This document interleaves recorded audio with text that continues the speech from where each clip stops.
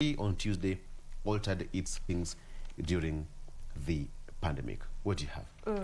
I want to come to matters politics, and this is in regards to how parties are doing in terms of membership and how the numbers have really risen over the past 8 years, where as of now at least Jubilee and ODM together account for overwhelming majority of the 16.3 million registered members of political parties. But the newly formed UDA is also fast building its support base.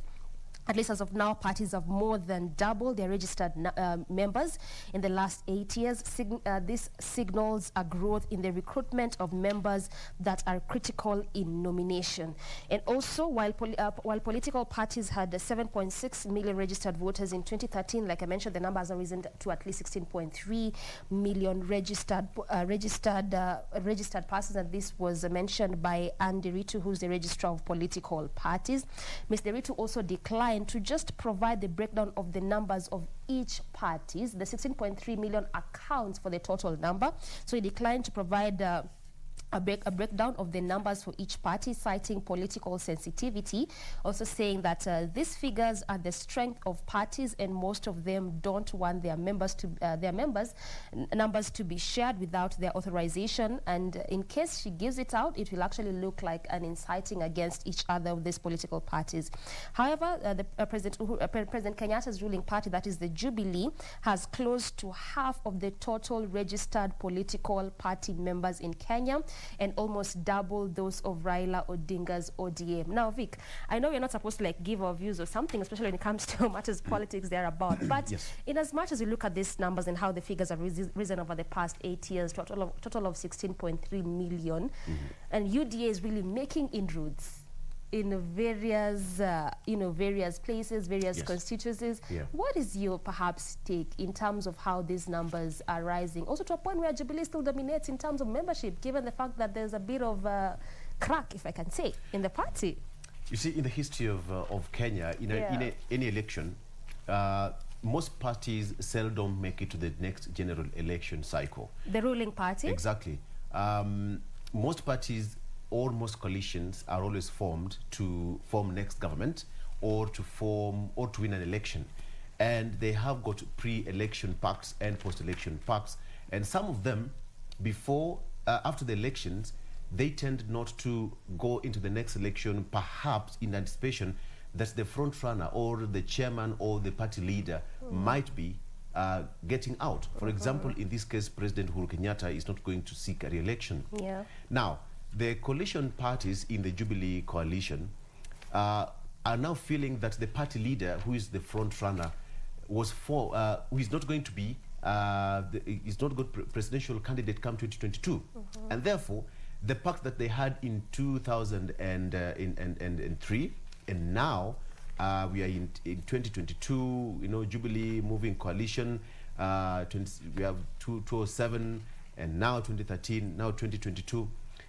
Most of the political parties are always formed to win an election. And after that, they disintegrate and they start forming other parties.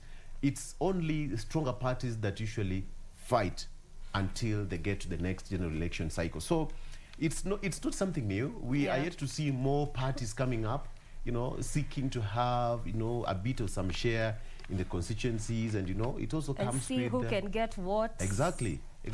With that, right now, actually, all eyes on the Kiambaa by-elections later on is it July 15th? Yes, or July 15th, I believe, trying to see who will win, who will make it there. Absolutely. So we are yet to see more political parties formed, and more coalitions are yet to come. All right.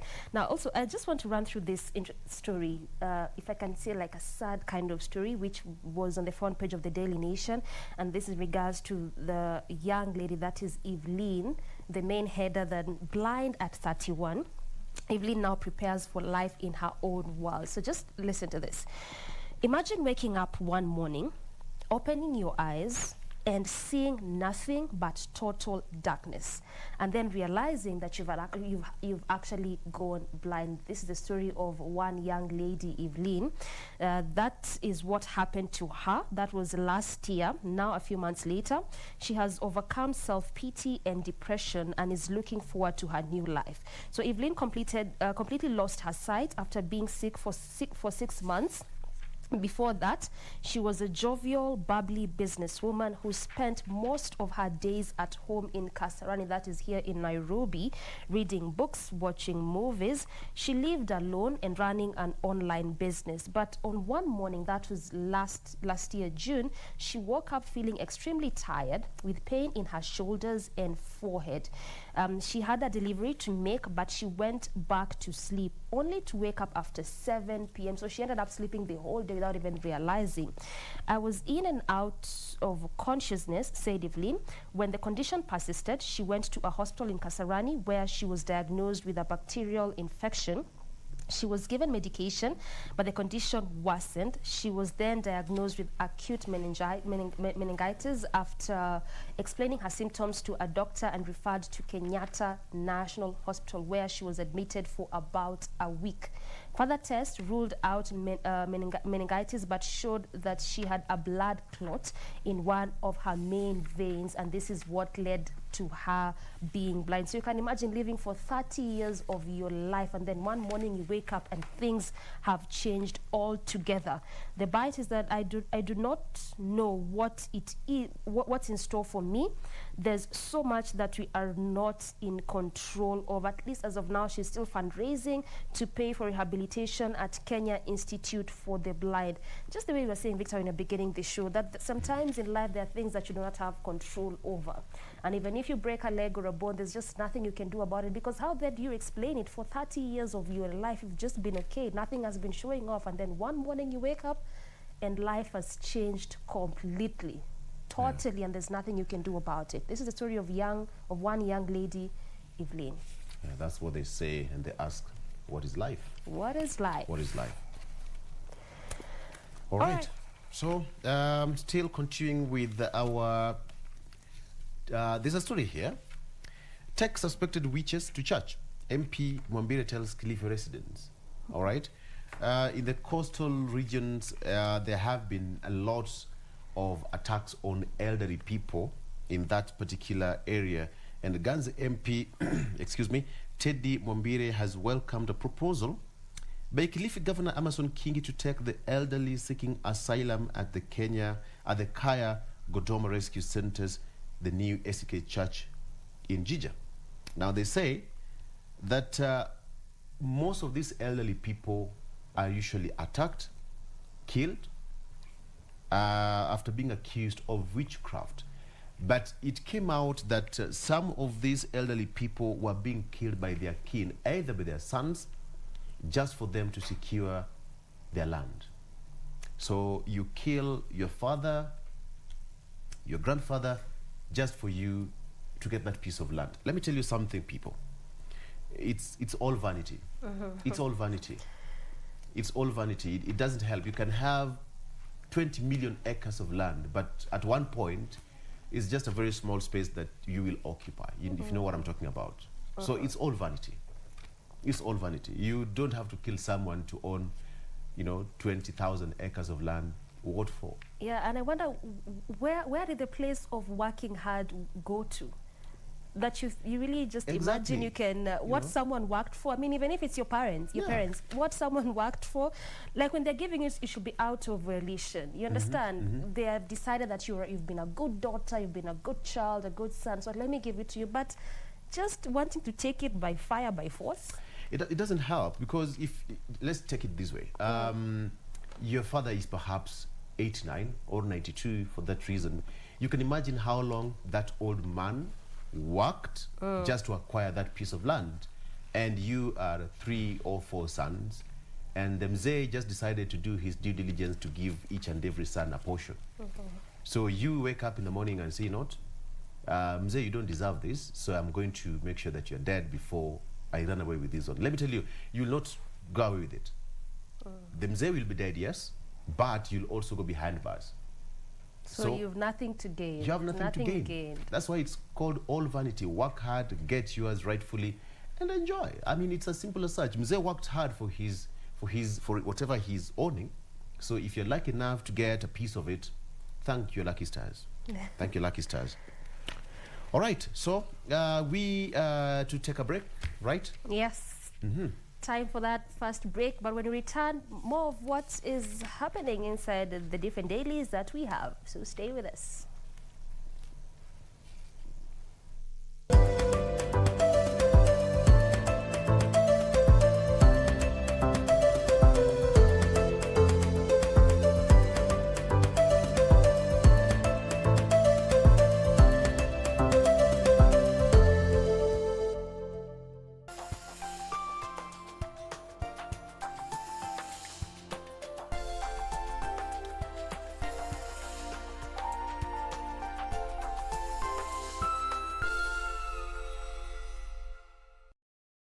Tonight on KBC Channel 1. You'll soon receive the summons. Wipe those tears, they don't move me at all.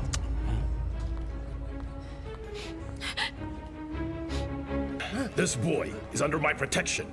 Understand? So I don't want you to be messing with him. Huh? Let me go! Get out! What about my mother?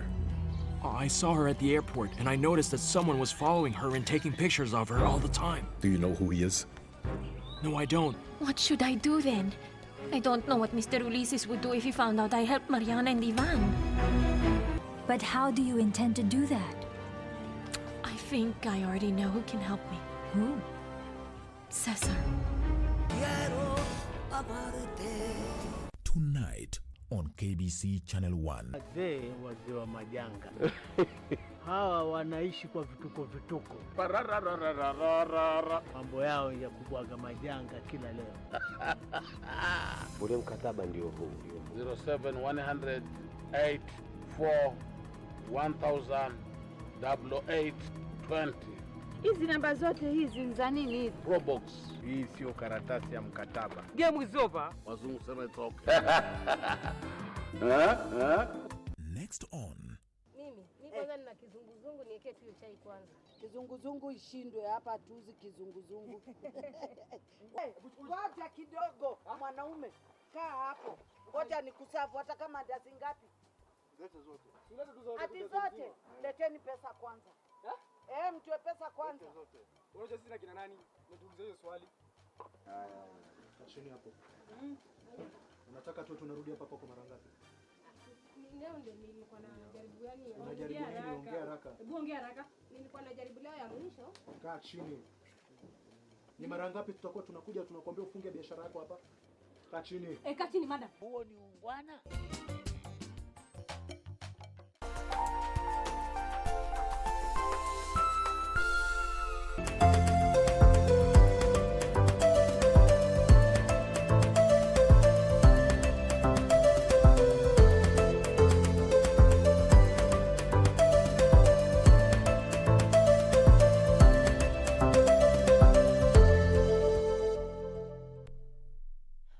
Welcome back to the program. If you're just joining us, we're still right in time for our first segment in the headlines, where we continue to unpack for you what is making headlines in the different dailies that we have.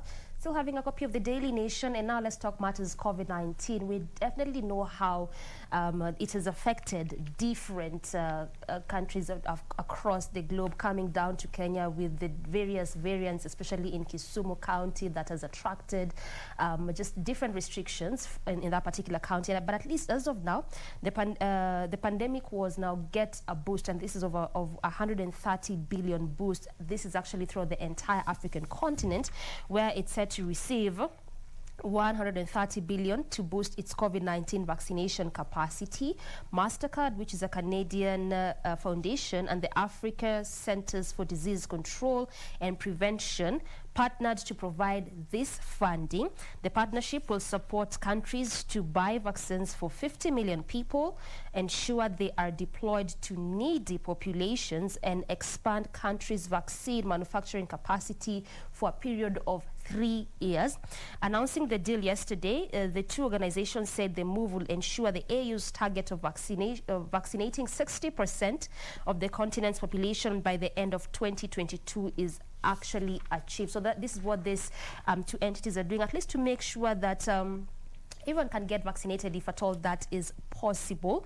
Away from matters COVID-19, how about we come to education? And this is also based on what the CS said yesterday while addressing the press in regards to paying of school fees by parents. And he has now directed principals, to send home all students with fee balances until all the money is paid. But then how will principals know the financial status of parents they don't even interact with? This is impossible. They will just send away all students with balances. Professor Magoha knows all too well that most parents can't afford these fees that he's directing them to pay, given the fact that how COVID-19 definitely just throw things off balance, and how most parents now had to focus on buying food and perhaps more needed stuff compared to paying of school fees. But that is just the latest directive from the CS saying that now principals should send away students home for those that have not paid fees. But in as much as that is what he said, but parents also have, they have their own concerns and have raised their own concerns, and now they want the education CS to crack down on school heads. They said we're charging extra levies of up to 12,500 in violation of fees guidelines. So in as much as he wants the parents to pay fees or else their students will be sent at home, parents also want the CS to crack down on principals or school heads who are introducing new fees that, again, parents need to pay. Victor, this is, I think, something that we've really witnessed across, just in the education sector. You would hear parents saying that, my kid, this was the fees, but when the school term comes to an end, there's just something extra that they need to pay for. And now, given how COVID-19 has really thrown things off balance, right now parents just have to, most of them rather are focusing on what can I eat, what can my children eat, and then there's this introduction of a new levy. But then again, also fees have to be paid because schools have to run. Absolutely, there's no way about it. And you see yesterday, just the other day, CS Magoha said that parents must now pay third-term school fees. Yeah. The government was a bit lenient, and the government had to be lenient either way because of the ravages of the pandemic. But then now, the systems must run. Exactly. And he said that some of the parents were now taking advantage of the situation not to pay school fees. You see, much as, the government is understanding that things are tough, school operations must also run, and students must be in school. But then now, some have also been complaining that some schools have been adding extra levies, the way you put it. Yeah. I don't know how this works. A month or so ago, there's a parent who told me that their students or their kids are always demanded to carry a bucket or a basin every single time they go back to school, every time. And in some places even told to, in addition to that, to also carry water. Carry water, okay? This is a boarding school, name withheld, that they, almost over 1,000 students, and each and every one of them must carry a bucket or a basin when they're going back to school. And they don't see where these things go to. So they wonder, za kufanya nini? That's a question watakuwa wanajiuliza. So wanaenda kuosha wapi exactly? We don't know. But anyway, that's how schools operate, and things has to be done anyway. Things must run. All right. So let's also flip pages and take a look at what's making the headlines on the Standard newspaper with me here. The headline says that why it's race against time for Uhuru. Why it's race against time for Uhuru. President Kenyatta has 13 months to cement his legacy on development, change the constitution through BBI, and navigate the heated succession politics. And that also story continues therein in the Standard newspaper. And now, budget. Why there is nothing to smile about? This is it. For every 100 shillings collected in taxes, 70 shillings will go into servicing debt, leaving a meager 30 shillings to fund all other needs. So you spend 100 shillings, 70 shillings will be used to service the debt. That is why our debt ceiling will always be high. You will always feel that pinch, because the government is trying to service the debt that it had and the money that it borrowed to service some of the services and to implement some of the projects that it started, and now we will have to pay that. All right. And there's an article saying that being an African is not about black skin. Wakenya Clewis, a US-based Kenyan singer and social influencer, has friends and strangers intrigued by the controversial lifestyle. He says that for you to be an African, you don't have to have a black skin. You can be an African even in the mind. Okay, there is this article here that Magoha, that is CS for Education, seeks to make PE compulsory. It was high time, Doreen. It was high time. But PE was compulsory. Way back then it was. Yeah. I mean, they say, what is that? They say, too much work with no play makes who? Sorry. Makes everyone a dull person. It's important. But it's important to have that play. You can imagine in a class, yeah? This is you got there in the morning, you've had 2 double maths lessons. Yes. In high school, after that, kuna pia chemistry. And then biology. And then there's no PE. Then there is no How PE. now? I mean, physical education and sports policy for basic education to be launched today by the CS. By today. And by the CS for Education, who seeks to make the subject compulsory and taught like other regular disciplines. Yeah. You know what? You remember there was this called a beanbag? And there is this, how do you call it? The hula hoop or what? Yeah, hula hoop. Exactly. Exactly. And we used to have, you know, the relay that boys would run from this side to the other side. Exactly. And teachers would actually monitor how students were performing.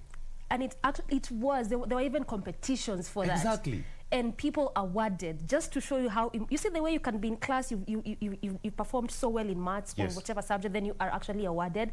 The same also used to happen for PE classes. It used to happen. Like you ran, it was a relay or short race, whichever, kuna some awards. It makes you feel like, I may not really be good in class in this capacity, but at least I'm good in this other capacity. This is interesting. Why have they done away with it? Ladies would be in some particular corner, playing the kora. It's called, you know, the stones in an open field. Some were jumping the bladder, if you know, or, you know, the rope for 1 hour in the field. Boys would be bare-chested. If you don't have a vest, munacheza football hapo with teachers just there. It was amazing. And and actually, I remember even when I was in school, in high school, anytime ilikuwa nafika ni time ya PE lesson, you feel excited. And you feel like, you know, there were those who felt like, I mean, nataka tu bado kuendelea kusoma. Imagine teachers will come and get you out. They will tell you, this is PE time. Go outside. Nasikia kengele nalia, PE imeisha, back to class. You feel like, why? It will be good. You go back to the class, you're sweating, you are energized and all that. So I think it's a good venture. Your mind is also active as at that point. Exactly. And now kids also had time to bond. You know, both boys and girls, they would play together. You know, they would just bond as students because teachers would put you in groups. 3 boys, 3 girls, you are competing against something. All right? So you're mixed. It was a good thing. So I think it's high time that it was introduced. Yeah. It will go a long way in helping the pupils. All right. So there's that video that also went viral that President Emmanuel Macron was also slapped by someone. President slapped during a walkabout. French President Emmanuel Macron was yesterday slapped in the face by a man during a visit to a small town in southeast France. His office confirmed that the video that went viral, which was circulating on social media, the president could be seen greeting the public, waving for him behind traffic barriers in a small town of, okay, that one I didn't get it correctly, after he visited a high school that is training. And then all of a sudden, the man decided to slap the president. Should we call that presidential slap? Wow, I didn't see that one coming. But I saw that video and I just thought to myself, I mean, are people really tired with their leaders? Because, I mean, Vic, you can remember when we were covering Madaraka Day, there was a sort of like a similar incident. In as much as the man did not get to the podium where our president was to even get a chance to do that, but the kind of antics the person was doing, to a point even the president said, wachani na acha sasa tuende afanye mambo yake. That was actually the president's statement. So are people really tired with their leaders? And what is this that make people so tired, yet they're the ones who actually choose them? Sometimes I might say that people are just attention seekers. And, you know, what pushes someone to run to where the president is? A president has got something called a bubble, a security bubble for over 200 armed police officers around him, and you'll never see them. Yeah, but you just decide, by the way, right now. I just want to do something here today. Is it, you said attention seeking? Is it attention seeking, or is this just, I'm just tired? Some people are just having fun. You know, just having fun. But, you know, some of these people, they don't go anywhere. They're just restrained. There's nothing much you can do unless you're a serious threat to any dignitary or, you know, some leader of some sort. That is the time that you will be dealt with accordingly. But just like, for example, whatever you saw in Kisumu, the guy ran from the other across the field. Imagine all through up until he got almost there to the front. He was just having fun. There was nowhere you could go. All right? So, with the 1.2 trillion shillings debt bill, Yatani must borrow from Peter to pay Paul. That is according to the standard there. Kenya's 1.2 trillion shillings debt will be settled in the next 12 months. Is so deep that taxes alone can solve this financial mess. Now, but again, the Cabinet Secretary for Treasury, Ukur Yatani, will have no option but to tap resources from donors and other lenders to retire maturing loans. It will be the same script of borrowing from Peter to pay Paul, just to forestall the economy from being wheeled to the ICU. So it's going to be a very big, deep dent into our pockets just to service our debts. But you know what? As I say, services must be rendered.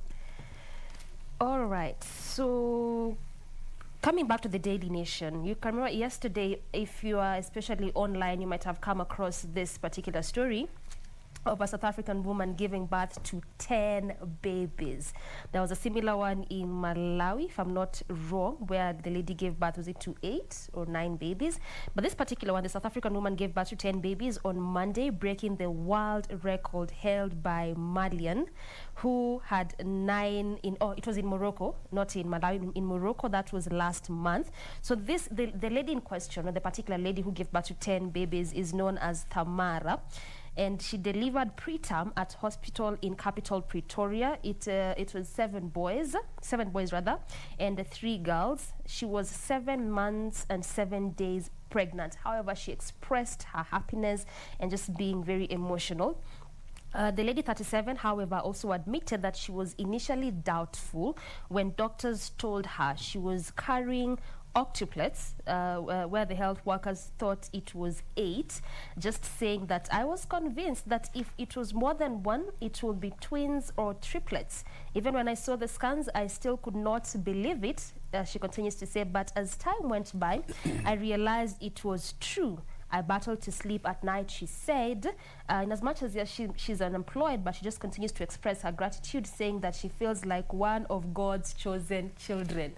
To give birth to 10 children, so to give birth to 10 children. That's what we call tenfold. She was blessed tenfold. Tenfold. All right. To mothers, we salute you. Carrying 10 babies to full term is not a joke. We salute you, and of course, we wish the mother and the 10 babies all the best. All right. That brings us to the end of In the Headlines, and of course, in the next hour, we are going to be joined by Dr. Peter Kamunyu, who is the CEO of NHIF. We have got a candid discussion, matters NHIF and matters universal health coverage. You don't want to miss that. That is coming up in a bit. We're taking a break. We'll be right back.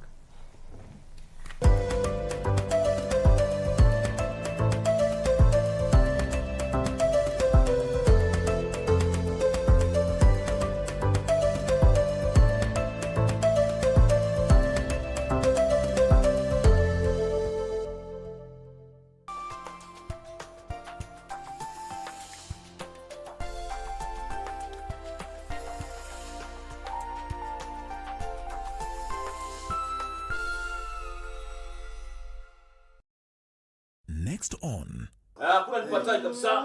Ngoja usifiwe hata kujisifu mwenyewe. Wanasifu kitambo. Wewe ushaona mimi nikikaa hapa bila kupata wateja? Weisha. Sasa ukiva hivyo ndio maisha nini? Si nafanya mazoezi lakini huu mchanga huu. Mazoezi ya nini? Mazoezi gani? Si ile kazi niliyopata sinaanza mwezi ujao. Nini inaendelea hapa? Wewe Sudi, ni mambo gani haya? Sudi ni nani? Sudi ni mimi. Hata nguo zangu unavaa. Basi. Chao. Who is the boss here? Then who is this? Tonight on KBC Channel 1. Jobless with Lord. Let's have the jolly criminal. We standing on the rock, on the victory rock, yeah. Every day we are go fight. I think it's best that you forget me. Running away from this system. I'm running away from On KBC Channel 1. Wazee wa majanga. Hawa wanaishi kwa vituko vituko. Mambo yao ya kubwaga majanga kila leo. Ule mkataba ndio huu. 07 100 820. Hizi namba zote hizi ni za nini? Probox. Hii sio karatasi ya mkataba. Game is over. Wazungu sema it's okay. The greatest rally in the world is back in Kenya. Catch all the action of WRC Safari Rally live and exclusive on KBC Channel 1 from 24th to 27th June. See the world's best drivers navigate their machines on Kenya's rough terrain at breakneck speeds. Experience the thrills, adrenaline, drama and excitement as man and machine do battle. Don't miss out. WRC Safari Rally, live and exclusive on KBC Channel 1, your true sports partner.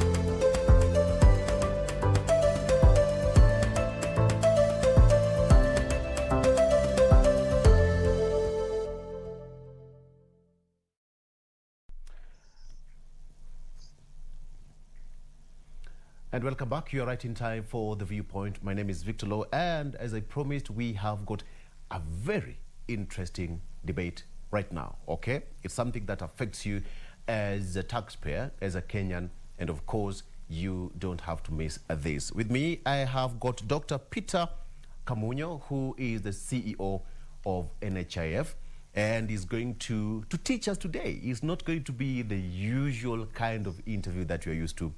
All of you, including me, we are going to be in a class. This is going to be affecting you as a taxpayer, and of course, as a contributor to the NHIF, you have to get to know what it takes to be this kind of a scheme. And of course, Daktari, good morning, and first of all, good to see you. Good morning, Victor, and thank you for having me on the show this morning. Absolutely. Daktari, let me just start by just asking you this question. You have been just several months into this particular office. How is it so far, transitioning from where you are to the helm of this huge entity in the country? Thanks, Victor. It has been actually an amazing experience so far. And I can tell you from where I came from, because before joining NHIF, I'd had about 21 years in private insurance. Joining NHIF, what impressed me the most is the scale of operations, the impact that it has on so many lives of Kenyans over the so many years that has been in existence. So the experience has been amazing. There are many staff that have had to, join and together continue this journey that we have been on, that NHIF has been on for the last 55 years. So the scale has been the most impressive thing, and the impact that we're having on the people of Kenya. Absolutely. Dr. The first question I should just ask you, why is it important for you and I to have NHIF? Simple. Fantastic question. First of all, NHIF, what does it stand for? It's National Hospital Insurance Fund. And the hospital part in it is historical. Like I mentioned earlier, NHIF is 55 years old this year. And when NHIF was formed as a department under the Ministry of Health way back in 1966, it was initially to provide access to the civil servants, right? So that they can be, their healthcare can be taken care of. But 6 years later, it was realized that this needs to be expanded to the entire country. And in 1972, NHIF introduced voluntary contributors for the whole country. And way back then, Victor, it used to be on a rebate form, whereby you go to hospital, the hospital is paid a fixed amount. Right. And this amount, way back then, used to be enough to cater for the entire hospitalization. So it is indeed important for you and I to be members, and every Kenyan for that matter, because the mission of NHIF is to ensure that every Kenyan has access to quality healthcare without suffering financial hardship, which is what we know as universal health coverage. Right. So talk about the universal health coverage. What is the progress to this far? Yes, universal health coverage, and you've noticed that many people interchange many terms. People say universal health care, universal health coverage. Yes. But let me define for you what universal health coverage is. Yes. Universal health coverage simply means that everyone has access to the care that they need without suffering financial hardship or without struggling to pay. So there are a few things here. One is that everyone has access to the care that they need. And number two, without suffering financial hardship. So that means that there are levels of payment. That payment is involved. It doesn't mean that universal health coverage is free. It means that everybody has access. So Victor, if you are able or in a system that you can be able to pay more, then you'd pay more. And those who are not able to pay a lot, they pay whatever they can and get that access. And then those who cannot pay are supported. So that is what universal health coverage. Right. And how is it now, the NHIF and universal health coverage connected? Where is their joining point? Right. So universal health coverage, first of all, it's not an event. It's Right. not something that we say that today we are switching on UHC. Universal health coverage is a journey. And the government has been on this journey. And you'll see all the manifestos. And now with the Big Four agenda of His Excellency, the President, that every Kenyan has access to that care. It has been a journey that has been going on. And all efforts have been going on continuously to ensure that every Kenyan has this access. And if you recall, in 2018, we even had a pilot, which it was a different model, which was what we call input financing, where a few counties were selected, and the healthcare providers in those counties Yes. were provided with commodities and supported so that now everyone could just walk in and get treatment for free. But what we realized is that that model is not sustainable, because healthcare actually costs and somebody has to pay for it. So right now, we are scaling up to achieve universal health coverage through NHIF, through a model we call output financing, or Yes. basically insurance model. So every household would be able to pay the small premium that we have, which is about 6,000 shillings or 17 shillings a day, if you want to look at it that way, and get access to care through NHIF.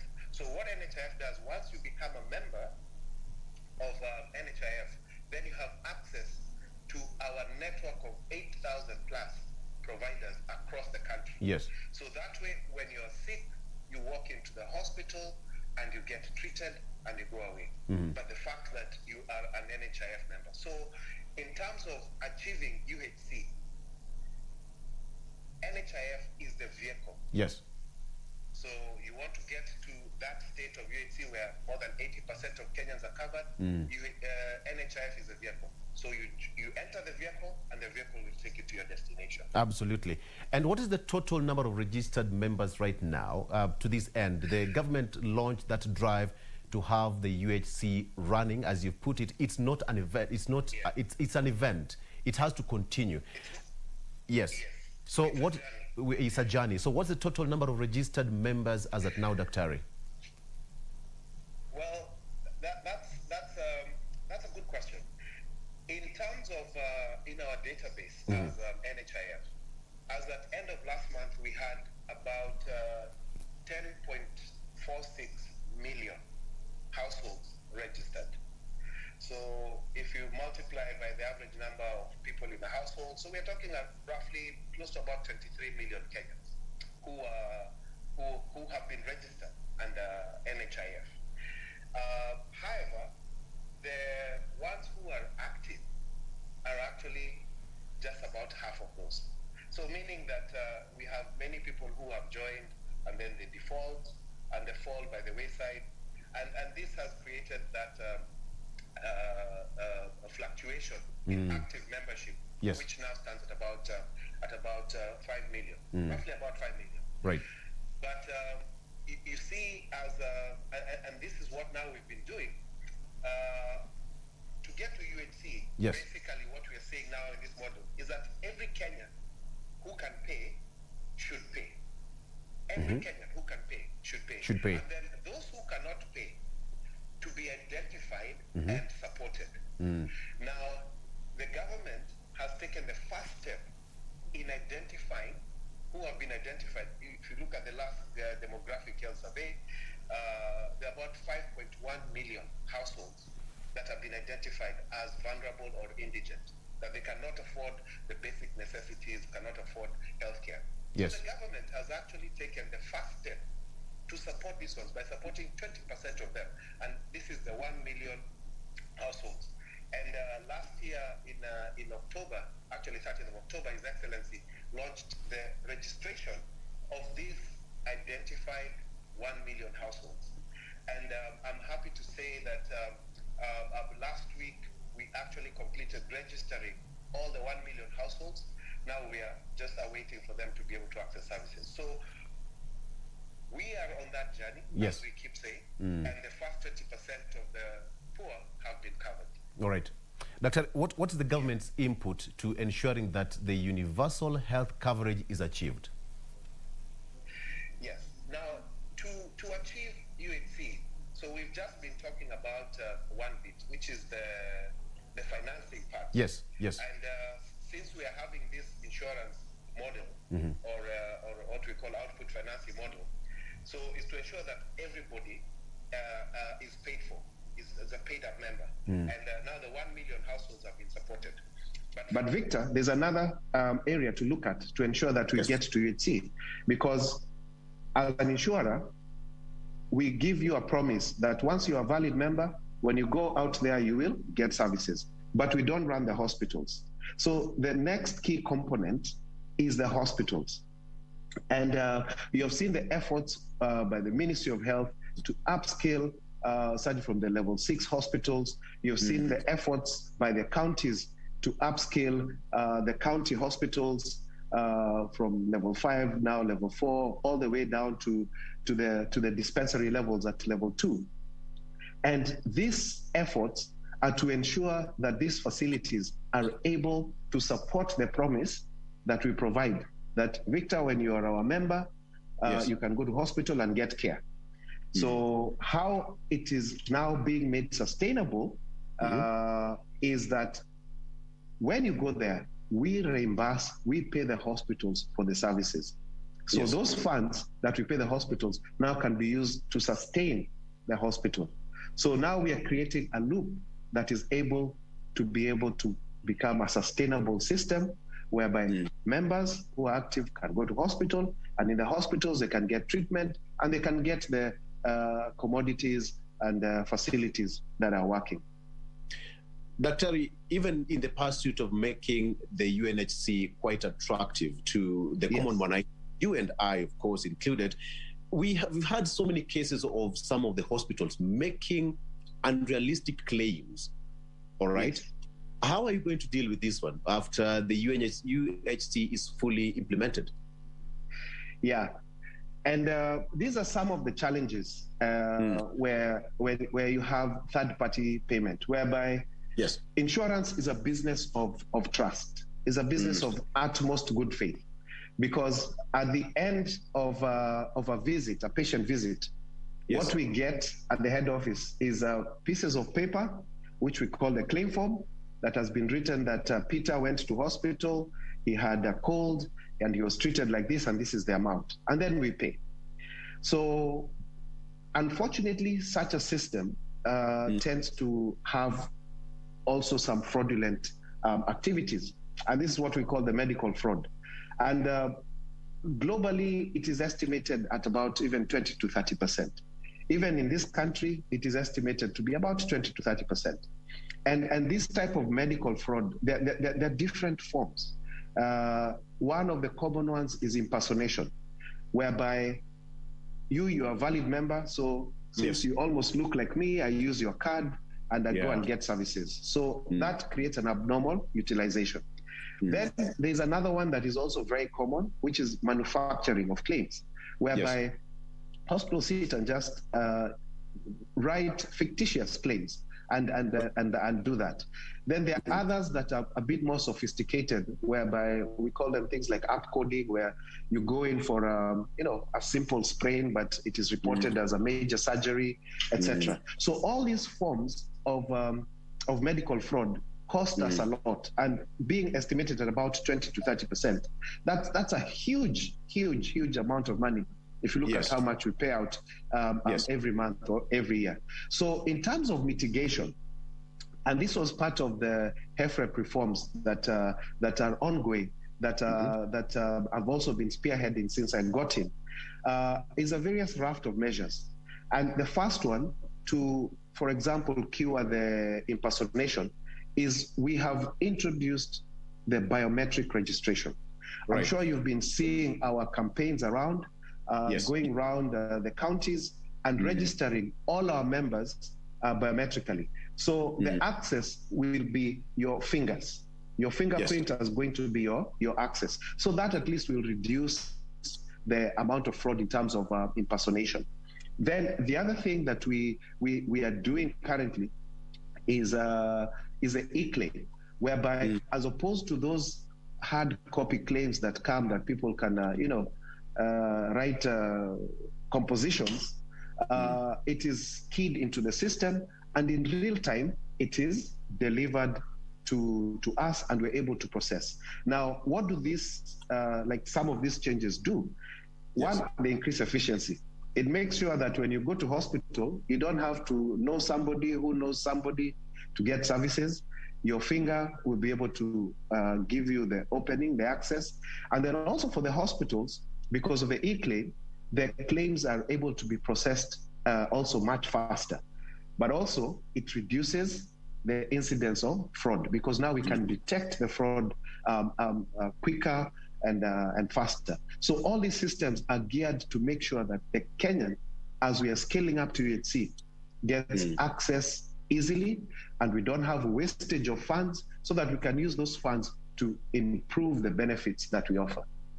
Absolutely. And I would imagine that in the fight to mitigate cases of fraud, I would imagine that you would be spending lots of money and, of course, expertise to invest on ICT.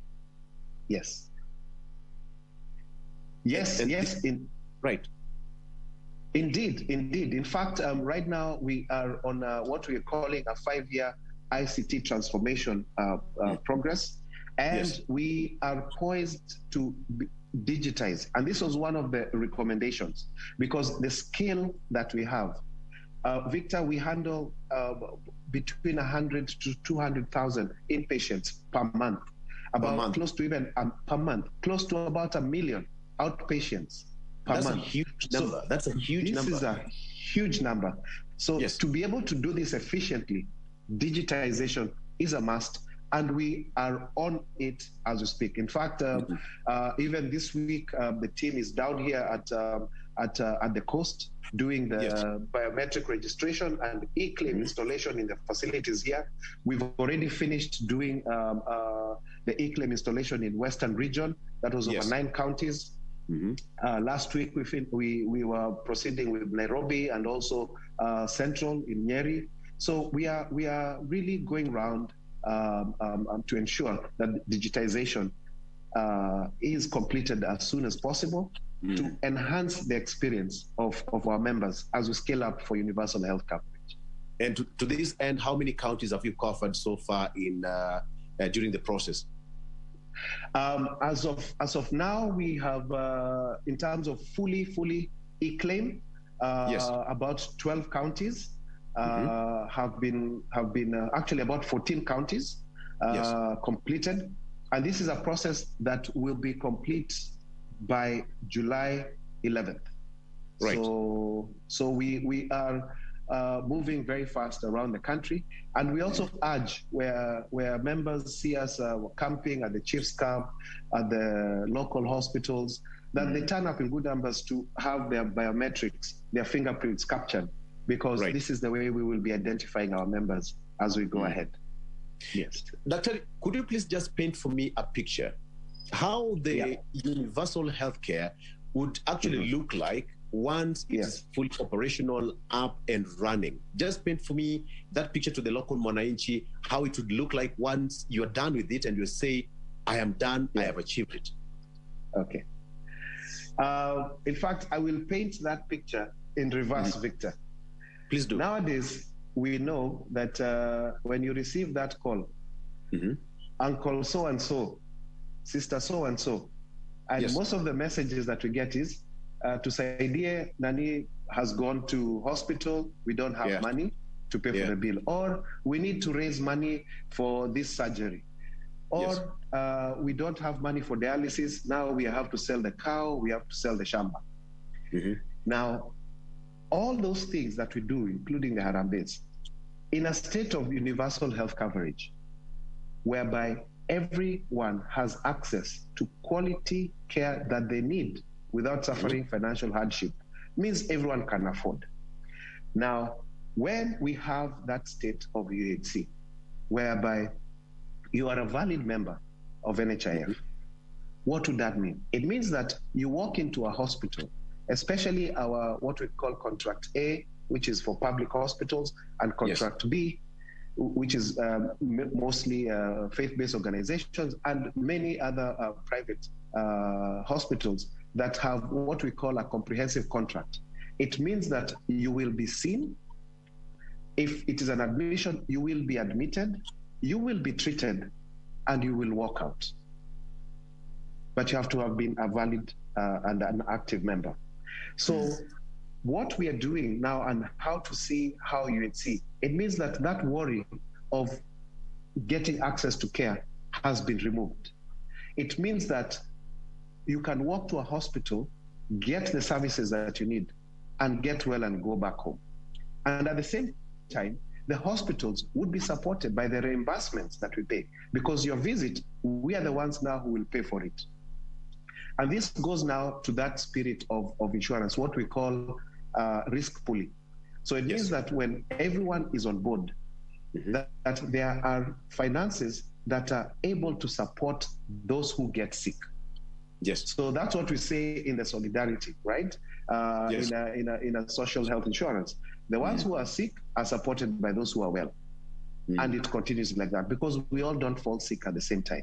So a state of UHC, you and I, Wanjiko, Fatuma, Otieno outside there can be able to access care without suffering financially. And how much should Fatuma, Atieno, and Wanjiko contribute monthly just to access this service? Yes. Now, our monthly, actually the annual contribution is 6,000. Monthly contribution is only 500 shillings. And this 500 shillings covers the principal member, so that would be Fatuma, and her spouse, and their children. For the national health scheme, we do not even limit the number of children. So it covers the principal member, the spouse, and their children for 500 shillings. So if you take an average family size of 5 people, it's like 100 shillings per person. per month. You see what I mean? Yes. So it is very, very affordable. And for this, what do you get? You get outpatient care, which is something that we introduced in from 2015. And you get inpatient care, yeah? And you know, we've also been doing the rebates, everything and all that. But in addition to that, there are many other packages that we've introduced. For example, dialysis. And during His Excellency, the President's speech on Madaraka Day, I'm sure you had him also painting that picture of a few years ago, somebody with kidney failure was literally doomed because it is expensive to manage. But right now, the hospitals, they have dialysis machines. So that means they're there. But then the other problem was, how do you afford? Because it costs about 6,000 shillings to 9,000 shillings for a dialysis session. And Victor, you need 2 to 3 per week. So here we are talking about 18,000 shillings per week. How many Kenyans can afford that? Yeah. Very, very few. But through NHIF, that is covered. And that's what His Excellency was also saying, that through NHIF, that person is able to get cover and his life is sustained. His quality of life is maintained. Other packages like oncology, we cover for cancer treatment, both from the diagnosis, chemotherapy, radiotherapy. And when you combine all this, you find that for that 500 shillings a month, that is a benefit that if you did not have the cover, would cost you anywhere between 1 million to 1.5 million. Yes. Other covers like surgery, we cover both minor, major surgery, and even up to specialized treatment, up to 450, 500,000 shillings. So, and then other covers that I can mention, even rehabilitation. We know the challenges that we're having in our community right now, in terms of drug abuse, mental illness. That is also covered as a package. Radiology, so X-rays, CT scans, MRIs are also covered. So for this very affordable amount, and I like looking at it as not even 500 shillings a month, I like looking at it as 17 shillings per family per day. Per day. So this is an amount that we can afford, and that's why you're seeing the government encouraging everyone to ensure that we are all members of NHIF. Daktari, this sounds like a very good deal that many people are not aware of out there. Yes. Yes. Now, in terms of our transformation of the organization, we are increasing our communication, and we know communication is increasingly also becoming sophisticated, and that's why I'm also very happy for you, Victor, to have me on your show today. This is part of the efforts that we are also making to ensure that Kenyans know about this, and we have also our network of offices and service points. We have about 156 service points across the whole country. I'm sure you've seen our offices, which are about 103, and we're also in there are 70 fully fledged branches and another 33 satellite clinics, and then 53 Huduma centers where we are present. And then we've also enhanced our digital space and making it easy for our members. And I hope, Victor, you download our app, which is my NHIF app. We also have a USSD, which is *155#, which is easy for you to make payments, easy for you to choose your facility for outpatient. And it's also with your number registered, you get notification when you go to hospital. So this is also another way that we are curbing the fraud and people using other people's cards. So if somebody uses your card, you get a notification. So we are increasing the awareness, and our teams are on the ground, and we are hoping that also you and I keep telling people, because also word of mouth is really, really important in ensuring that everybody is aware about NHIF and the benefits that they would get and how to get those benefits. Absolutely. Absolutely. And to that end, I think civic education is equally important, as you put it, so that that person out there can get the correct information. But even that is happening. Do you really think the government should now have it mandatory then? Let me explain to you why. In social health insurance, everybody needs to be on board. In fact, remember the first question you asked about the membership. And I told you that we have 10.46 members as of the end of last month registered. However, only about 5 million are active. Now, the others who are not active, it's not that they do not benefit, they have not benefited. So this becomes a challenge that would hinder the sustainability of the fund, whereby we have people who come in, let's say I know I need a surgery, so I pay, I join. Then after I get my surgery, so you've paid your 500, maybe 1,500 or your 6,000, then you get surgery of 180,000 shillings, for example. Then after that, you disappear. And somebody else does that. So you find that in this case, we are spending more than even what is being collected as a pool. Because a pool for insurance means that everybody is on board. So, and then the ones who get sick, the pool is enough to sustain them. And then the ones who are not sick are the ones who are supporting the other ones. And then when their turn comes, hopefully it doesn't, they get sick, then the pool also supports them.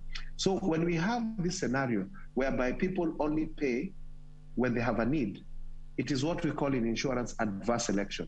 And this drives the loss ratio and makes the fund not sustainable. So as a social insurer, whereby it is in the constitution actually that the desire of the big four and to get to everyone having the access, then we must take that position whereby everybody who can pay should pay, right? And then those who cannot pay to be identified and supported, so that now every Kenyan is on board. And once we have that, is covered, exactly. And once we have that, then the scheme will also be able to be sustained.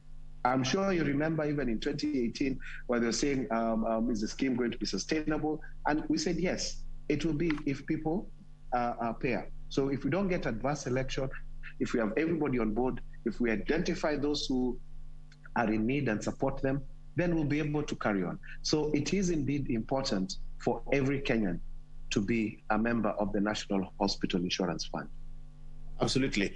And Dr. you talked about something quite fundamental here, that in this kind of scheme, people who are not able to pay should be supported. What do you mean by that? What I mean by that is that like now with the 5.1 million households that have been identified as indigent, in the first phase of UHC scale-up, the government has committed to paying for 1 million households. So, and then if you also see the counties are also using their funds to support those who are unable to support themselves in their counties. And I can give you a few examples. One like Kisumu County, they've introduced the Marwa cover, which is under through NHIF, and they've right now they've already covered 45,000 indigents, and they want to scale it up to 90,000. A county like Lamu has been paying for 20,000 indigents consistently. There are several members of parliament who are using their CDF to support indigents in their own counties. So when you add up these efforts, I see the position whereby all the 5.1 million households that are indigent will be supported. And these have also been identified in collaboration with the Ministry of Social Protection and through the Ministry of Health, the indigents, and using a tool to be able to identify them. And this will be an exercise that will continue year in, year out. And for that, the counties now took the leadership because they're the ones on the ground as well to provide those names. Then in addition to that, see this one we've just been saying, Serikali Saidia, but also as people who can afford, we're also encouraging business people, corporates, to also support the indigents. We can adopt a family, you can adopt a village, you can adopt a slum, you can, all that. So even in terms of CSR, this would be one way, and it's an accountable and transparent method, because the individual that has been supported by the premium, and from there you have opened up for them to be able to access so many services that ideally they would not have been able to afford. Yes, but let me just ask you this question: what keeps you completely up at night, very much awake, anytime you think of universal healthcare? What keeps you to have sleepless nights? Very good question. For UHC, from where I sit, it's a circle. It's a circle. So number one, that the patient goes to the hospital and the system works. Yes. So they are able to open the system and get service. And then number two, that the services are actually available at the facilities, so that we don't say we are providing free nothing, if you know what I'm saying. So that if you go to a hospital, the drugs are there, the equipment is there, the doctors are there, the nurses are there to get the treatment. And then after that what we are paying is the right thing that we are paying. That keeps me awake, because in a social health insurer, what we would hate the most is to waste money, to pay money fraudulently. So that if one thing is that keeps me awake is that we are paying the right thing, and we are paying it on time, and we're ensuring that our members have services when they need. Because remember, Victor, healthcare is a very emotive thing. And when you're getting into contact with our services, you're not in good shape. So you're in distress. So what keeps me awake is to ensure that we restore a smile on our members. Thank you. The next question, Dr. is that somehow administrative kind of, how has UHC structured its functions to ensure that every Kenyan who is a potential member or who is already a member is very much aware of the benefits of the UHC? Yes. We have been embarking on a communication sprint, and even in the media in the last couple of weeks, we've been having quite a number of articles. We are actually right now doing also a blitz on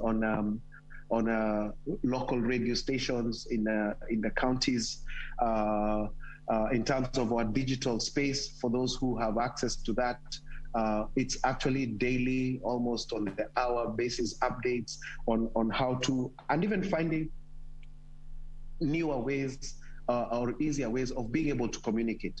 Because one of the issues that you realize, even from my experience in this industry, is that people understand information differently. They take it in differently, depending on their circumstances, their environment, their experiences. So we are trying as much as possible to ensure, because NHIF is non-discriminatory. It is for everybody.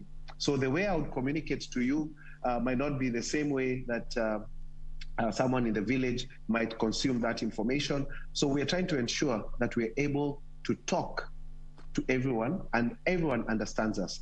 And this, Victor, is not will be a one-off blitz. No, this is an ongoing concept, because one of the other things that is interesting, and even people who are even well-read sometimes do not understand, is a concept of insurance, whereby whereby you're paying something little for a big benefit, but that benefit only comes into play when that need has arisen.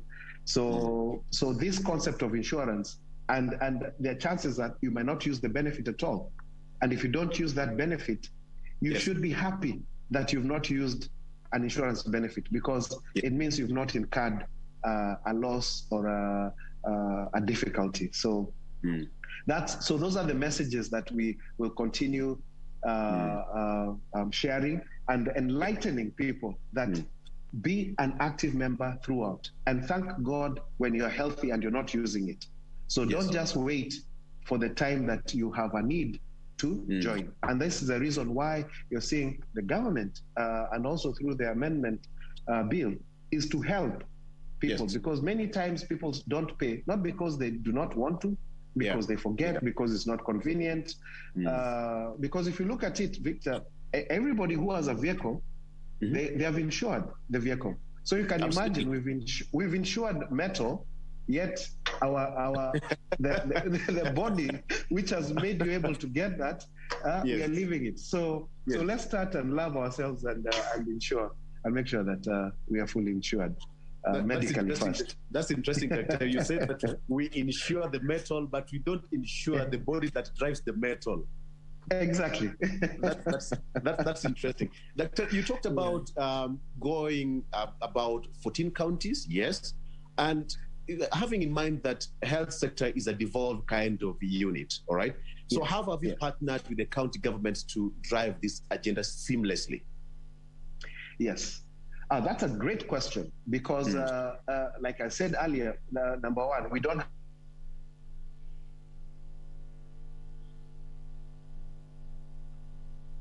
have provided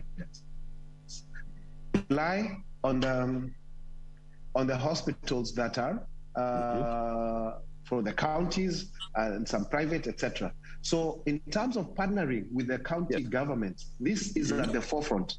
In fact, when we go around to install the e-claims, it's a government county hospitals that we start with, then as we move around to the private hospitals, because all of them have to be on board. And the county leadership actually provides support, and we move along with them. So in as much as it's a devolved function, and they are in charge of that. So what we are also encouraging the counties is that the funds that we also reimburse the hospitals are also ring-fenced for those hospitals, so that the hospitals can continue to be self-sustaining and they can be able to grow. So as we move along, it is very important for us to continue this partnership that we have with the counties, to be able to support them in being able to deliver UHC in the counties. Even looking at a county like we're now in conversation with Kitui County, where they're looking at supporting about 100,000 indigents and many others across. So this is a partnership that is ongoing, and we have solid presence in each and every county to be able to support that. Oh, okay.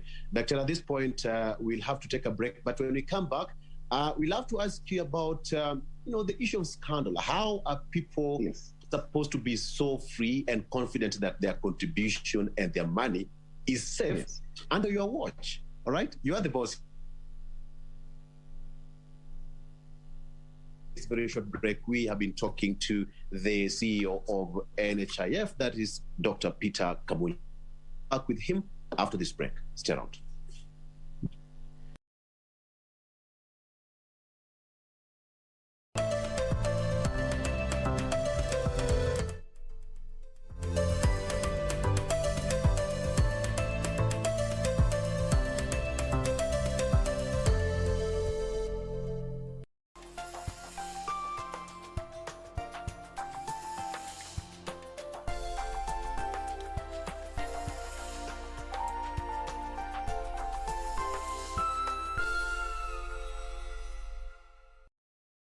Tonight on KBC Channel 1.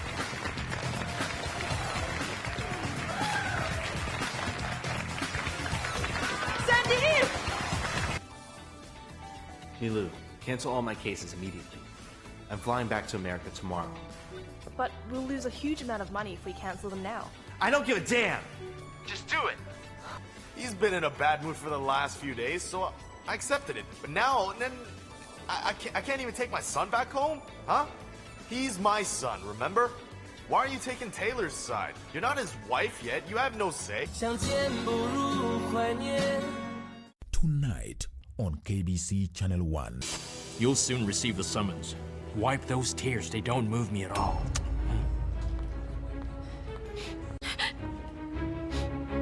This boy is under my protection. Understand?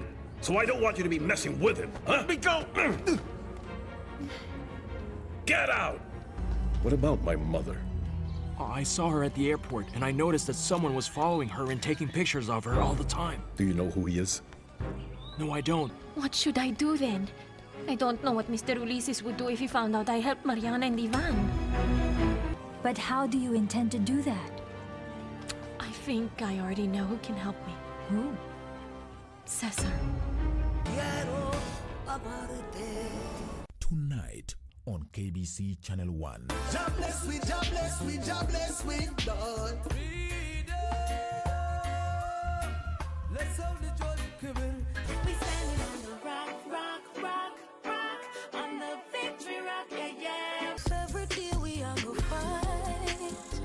I think it's best that you forget me. Running away from this system. I'm running away.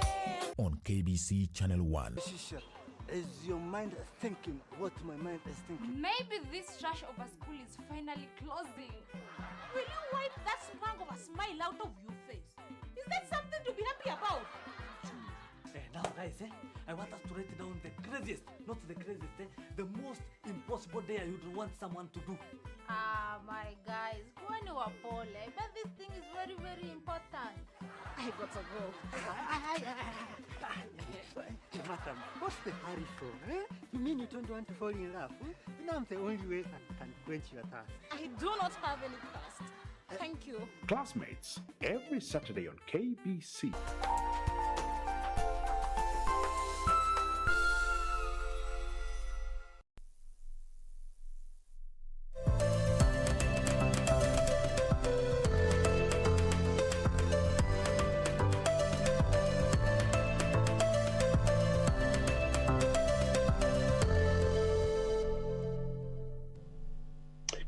And welcome back. We are talking matters health today. And by the way, health is wealth. Take care of it, and you're healthy and you're wealthy. All right. And that is why we are privileged to be having Dr. Peter Kamunyi, who is the CEO of NHF, talking to us, and not even talking to us, teaching us new things that probably you did not know. As he always said, we will continue to learn as long as we are still alive. So the discussion still continues. And Dr. welcome back, and thank you for sticking around. Before we went on a break, I asked you a question about the scandal. It's been all over that people contribute, but they're a bit wary about the safety of their money. How can you assure that contributor or a potential contributor that his or her money is safe in your hands as the CEO of NHF and as the custodian of UHC? Tough question, Victor, but yeah, but you see, the number one is transparency and accountability. And that is what we are driving, and that is what we will continue driving.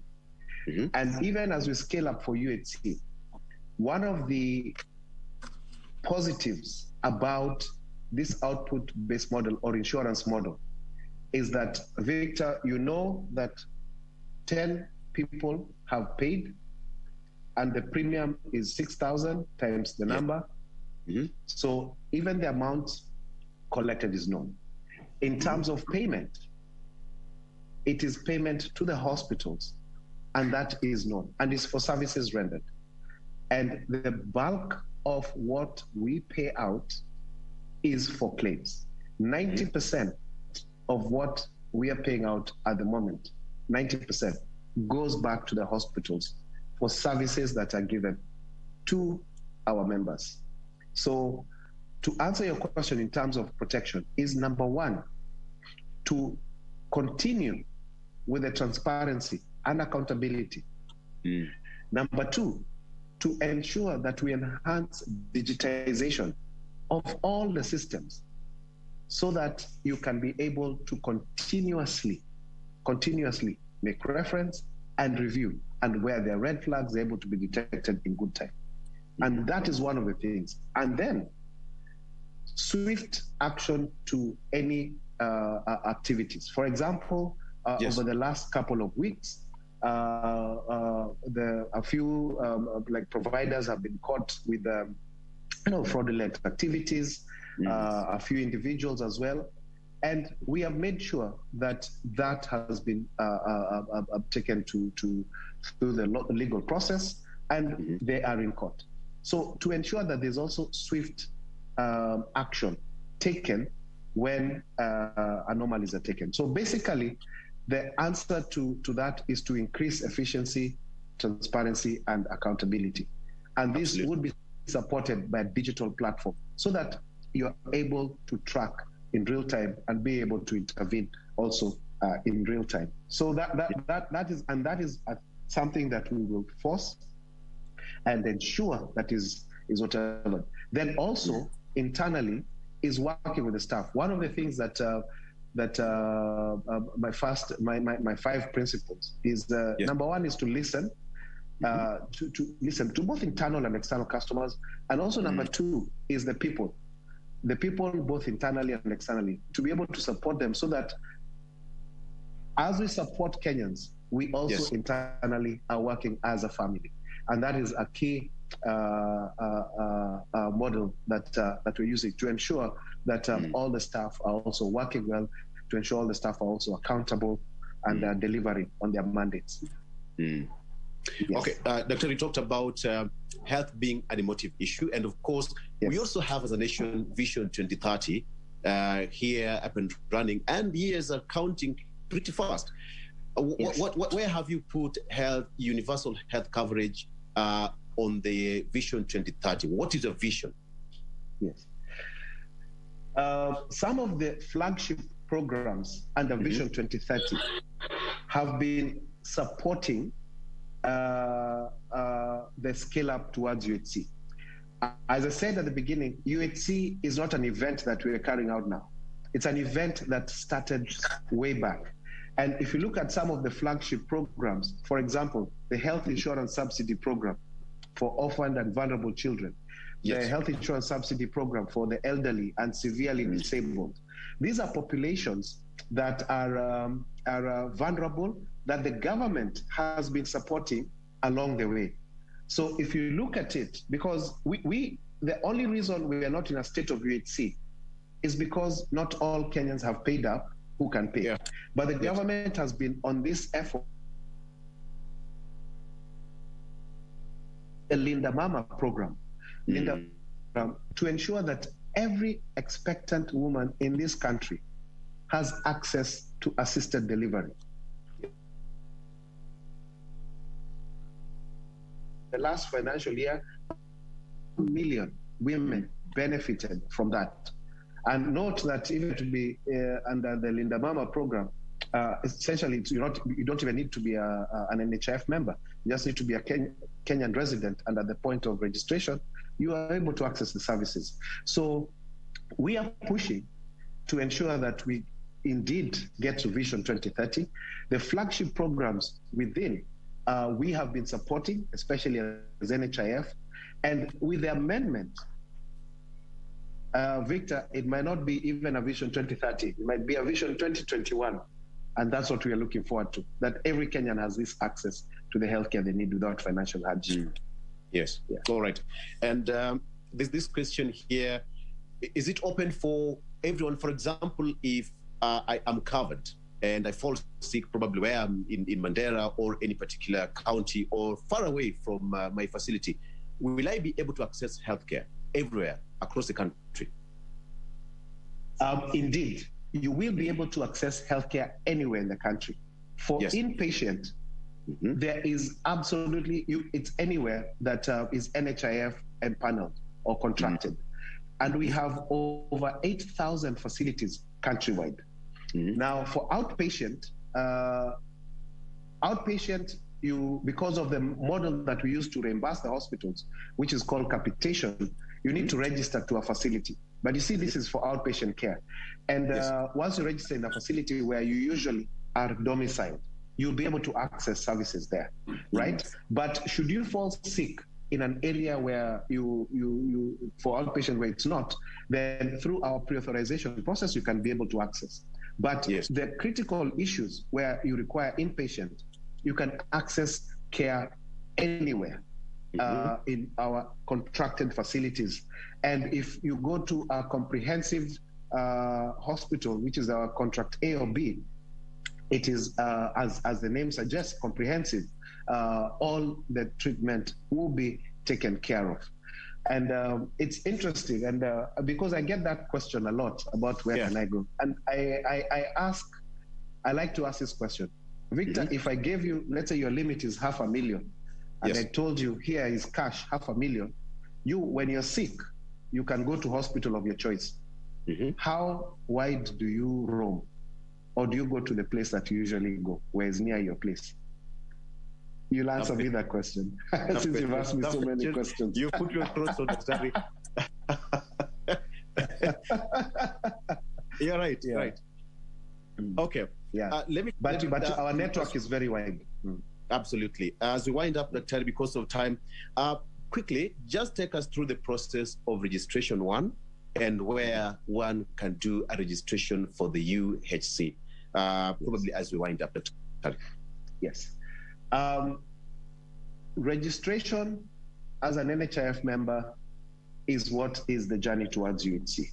So being an active member or registered NHIF member, you're already in it. If it is the vulnerable, the 5.1 million, they've been identified, and we are in the process of, at county level, calling them for registration. And all that is required right now is your national identity card, and for the dependents, if they're children, their birth certificate, and then for them to come to any of the centers where we're doing the registration, and we'll also take the biometrics, that is the fingerprints. But if you're already registered, as we are rolling out the e-claim, the biometrics can also be done at point of service. When you go to hospital, they can take your biometrics when you access the services. So what the exercise we're doing now is just to ensure that as many people, their biometrics are captured, but those who don't get the chance to, not to worry, but when they access services at the hospitals, they'll be able to have their biometrics captured. But you can also go to any of our 156 service points across the whole country, including Huduma centers, our branches, our satellite branches, and get registration. But also you can do the same through *155# or download our app, My NHIF, for those with smartphones. Yes. And you'll be able to. Also on our website,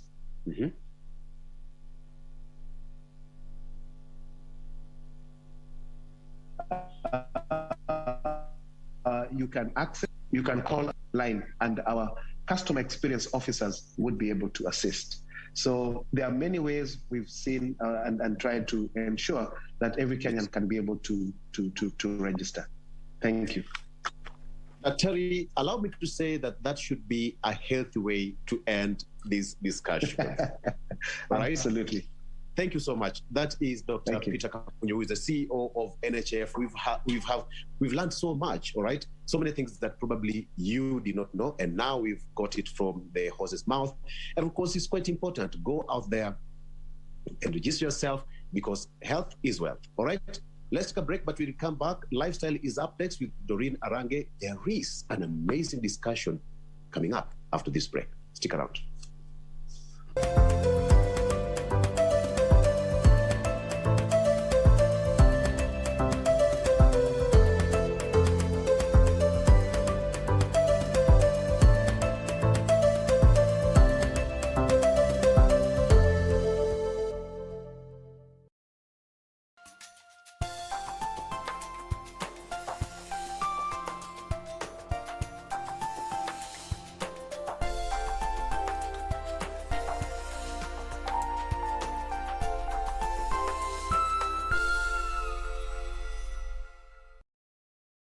Tonight on KBC Channel 1. Jobless with Lord.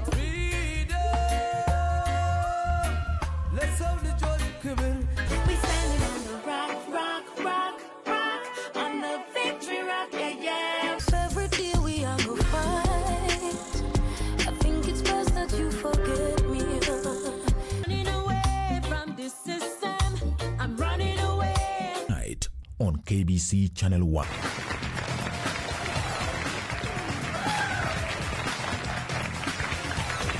Sandy! Milu, cancel all my cases immediately. I'm flying back to America tomorrow.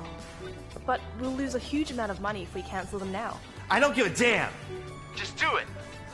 He's been in a bad mood for the last few days, so I accepted it. But now, then, I can't even take my son back home? Huh? He's my son, remember? Why are you taking Taylor's side? You're not his wife yet. You have no say. Tonight on KBC Channel 1. You'll soon receive the summons. Wipe those tears. They don't move me at all.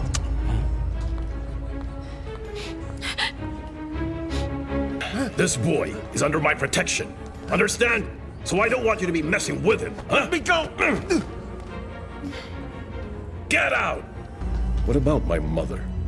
I saw her at the airport, and I noticed that someone was following her and taking pictures of her all the time. Do you know who he is? No, I don't. What should I do then? I don't know what Mr. Ulysses would do if he found out I helped Mariana and Ivan. But how do you intend to do that? I think I already know who can help me. Who? Cesar. Tonight on KBC Channel 1. Wazee wa majanga.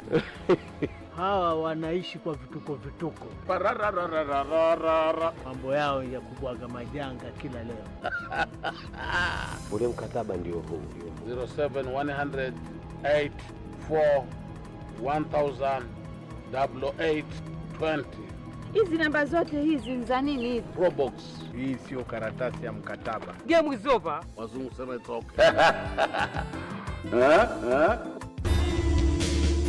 I feel like I'm failing in what I was put on this earth to do. I want to make a difference, like you did.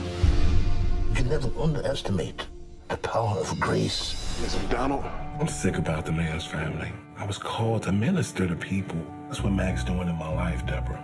Showing me what my heart really is. So you thought you just answer me this, Sam. What is there to believe in, man? You know we in this together, man. You do, so we think that you're good. I promise to pray for you every day, ask your forgiveness, grant you the same, and be your friend always. That is the grace card.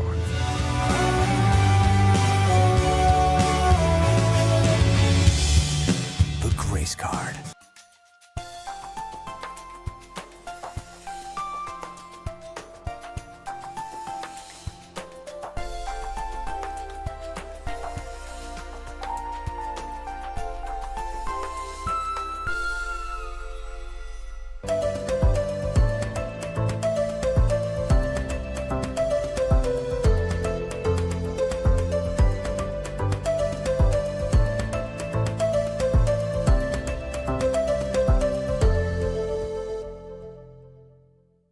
And 10 minutes to the top of the hour. This is still Good Morning Kenya. Time for our second conversation this Wednesday. And you know, if it's Wednesday, it definitely matters in lifestyle.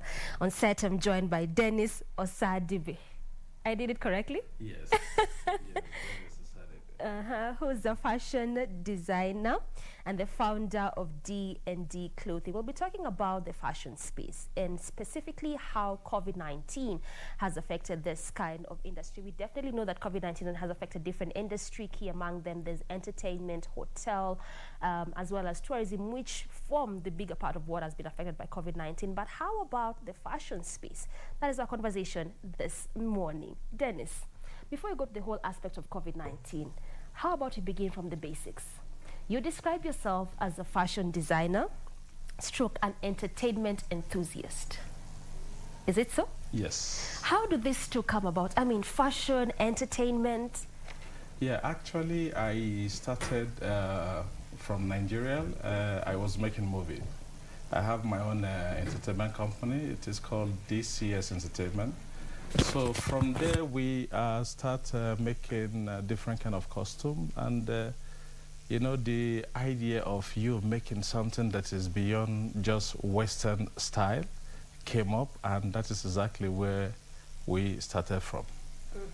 So it was all just from what you were witnessing while you were making movies? Yes. So then do you still make movies, or you just went to fashion altogether? My last movie that I did was, I think, 2011. That was my last movie before I moved to Europe. So what I did was I went there to make a feasibility study and understand the basic of why in Africa, you know, people look at us like only when they see Ankara or Ketenge, they think that is the only thing that we can be able to afford. And I think that is the only thing that is our style. Yeah, but you see, we are trying now to see also, let them look at Africa making suit, for example. Look at Africa making silk kind of shirt. Look at Africa making something that is beyond what they just think. Yes, like in China or in Japan, you see, they have their own uniform, yeah? People recognize them with exactly what they do. But you see, they are the same people who make suit shirts and different kind of things that we wear back here in Africa.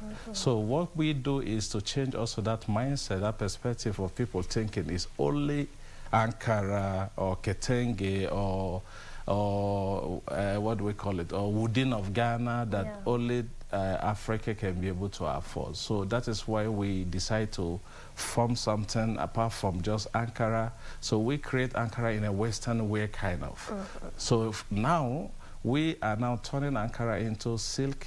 We're using it into lining for suit. We're using Ankara to make something different. We're using Ketenge to make even jeans.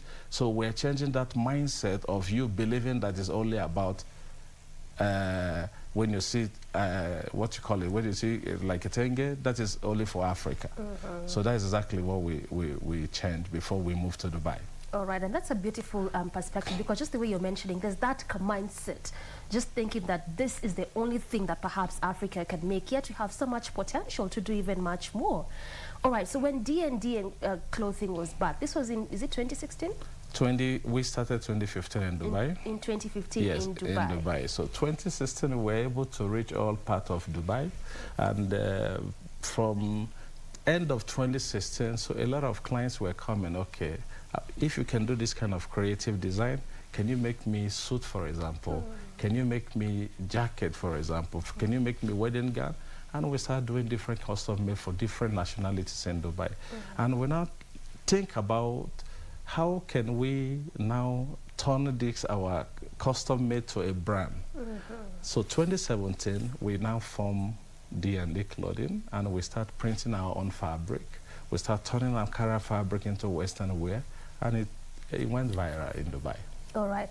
So definitely you can clearly say that the progress has been good so far. Has it? Yes, because in Dubai we are the first to, number one, registered African fashion in the system, and we also are the one that is recognized in UAE as the brand that is recognizing Africa into something that is very great.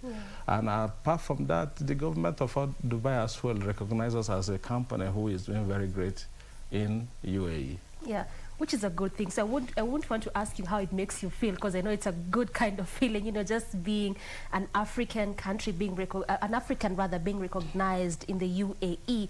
But altogether, from your perspective as a fashion designer, what does this make you feel about African designs being recognized even beyond the African continent? Yes, when we did in 2019, when we do is called World Fashion Award, and we participated into so many design with different country, America, European, and we came out third.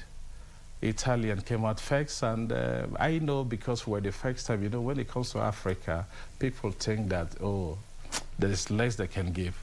You understand? But we did our best, and at the same time, we came out, that also motivates us to say, okay, if we can be able to do this, let's go back to our mother's land, which is South Africa, set up a base, set up a factory where we can be able to, at least we can speak the same language, so we can share to the world what we have. So that is what even motivates us to come to Kenya to establish our first African location. So at least it makes you feel that for true, you know, what we make as Africans can also be appreciated beyond. Yes. Now, when you talk about that competition, you won, is it third place, I believe? Yes, we won. And again, being the first African also. Yes, okay. We won third place, and for Barbie doll, we won second place. And this gave us the motivation to see that, okay, if you can be able to do that means you can excel into the world. And from that time, we decided to say, okay, it's not just limited to custom made. Now we want to share as a brand to the whole world. And from after that, we start having representative like in US, we start having representative in Paris, we start having representative in London, and and this is where we are now. This kind of, I mean, the winning, it's again, definitely a good experience. It's definitely made you feel good as a fashion designer. But how did this entire experience just shift your mind as a fashion designer, even in terms of what now you create and what you might want to create even moving forward? Well, the experience makes us believe that there is nothing in your mind that if you really put something in your head that you can achieve. That is about your energy, that you just need to sit and focus and believe in exactly what you're doing. Believe in your dream and start fighting for it. As long as you have the right team with you, I think sky is just the beginning. Yes. Well, that is interesting. As long as you have the right team with you, that's just the beginning. Yes. All right, so let's go to your creative process again as a fashion designer. I always love to ask this question to every creative. Could be in music, could be in movie creation, or even fashion, because this is a creative kind of industry. How is your process like? For instance, if a client comes to you, perhaps, and they will tell you, I want this and this kind of a design, or I saw this somewhere, and I think I want a replica of the same. What really goes into your head? Do you create this exact what they mentioned, or you just go deep into your creative process as a person? Okay, if a client comes, for example, and said, okay, I saw something, for example, in red carpet or whatever, and come, we make sure that we give exactly the same, because we're designers and we have different designers from different parts of the world. We have Italians with us, we have from Russia, we have from Asia, Pakistan, Indian. So we have different kind of people, and we have amazing thinkers from Africa as well. So what we do is that if you have something that you want us to replicate for you, we will do exactly that. But sometimes, you see, we also advise you that instead of us replicating exactly, instead of, let's say, it's Z, we can turn L, so it become your personal. Because when it comes to custom made, you don't just copy people. So you do something that is amazing so that others can as well copy you. So that is exactly how we strive.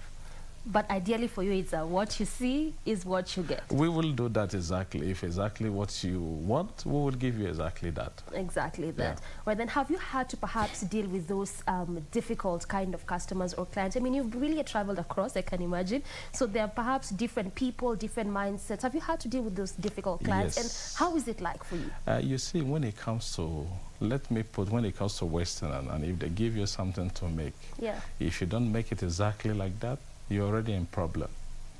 And you see, sometimes you see, they have this kind of, my grandmother gave me this fabric, and I don't want to toy with it. I want you to make me something with this. And if you make one mistake, you're already in problem.